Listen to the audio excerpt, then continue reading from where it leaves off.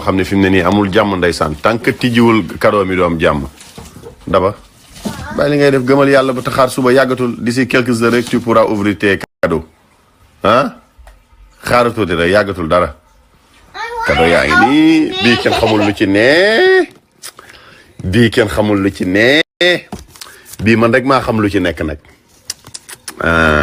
this one is really important ban la bii la defe naa bii am na lu garaaw lu ci nekk mais duñ la ko wax. What is it? tegal bu ko daaji tegal. It's important. yeah tegal put it down.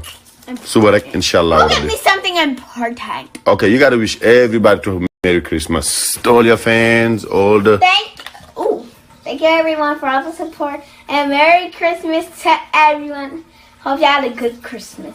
Et joyeux Noël à tous nos amis. And if you guys want to see me open à tous mes amis chrétiens, Ambroise, Thomas, mon frère Thomas Mendy. Ma xarit la sama doomu ndey Thomas Mendy. Joyeux Noël. Mon ami, mon frère, joyeux Noël à tous mes amis chrétiens. Yàlla na leen yàlla defal jàmm. You know. Agnès mi nga xam ne tamit moom ba mu jàppee ba léegi bàyyiwul. Joyeux Noël, I love you. Au nom du Père, du Fils et du Saint-Esprit. Amen. Je vous love.